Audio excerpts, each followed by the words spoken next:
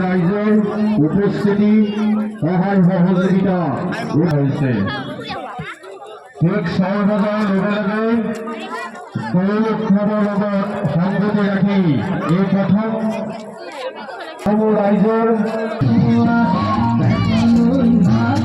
গৌৰাংগ বহুমুখী সমবায় সমিতি লিমিটেডৰ সৌজন্যত কানিৰ দল আৰু শিঙিমাৰীৰ উদ্যোগত আমাৰ ইয়াতে 4টাকে অমৃত সৰোবৰ আছে আৰু এই অমৃত সৰোবৰৰ পাৰতে এইবাৰ প্ৰথমবাৰৰ বাবে সৰ্বকালৰ বাবে আমাৰ এটা দৌল উৎসৱ ইতিমধ্যে আমাৰ দৌলৰ মাংগলিক অনুষ্ঠানখিনি ইতিমধ্যে সমাপন হৈছে।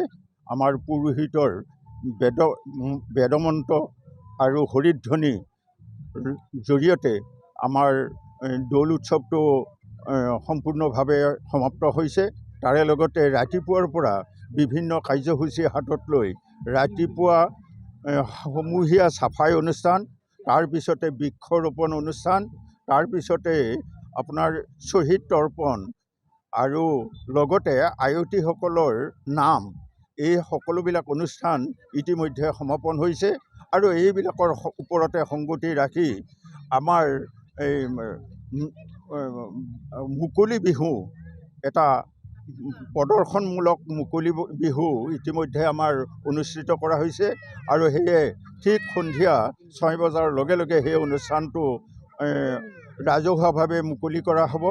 আমাৰ ইতিমধ্যে আমাৰ উদ্বোধক মহোদয় ইতিমধ্যে আহি পাইছে, গতিকে ঠিক 6 বজাৰ লগে লগে এই আমাৰ মুকলি বিহু অনুষ্ঠানটো আৰম্ভ হ'ব।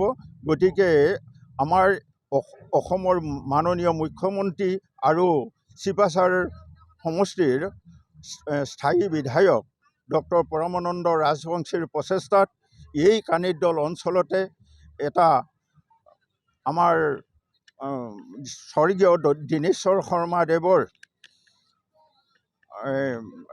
মুক্তিযুঁজাৰু দীনেশ্বৰ শৰ্মাদেৱৰ নামাকৰণেৰে আমাৰ 4টাকৈ ইতিমধ্যে অমৃত সৰোবৰ ইয়াতে স্থাপন কৰা হৈছে আৰু এই গোটেইকেইটা পুখুৰীতে পাৰবিলাক ধুনীয়া আটক ধুনীয়াকৈ ফেভাৰ ব্লকেৰে গোটেই পাৰবিলাক বনোৱা হৈছে।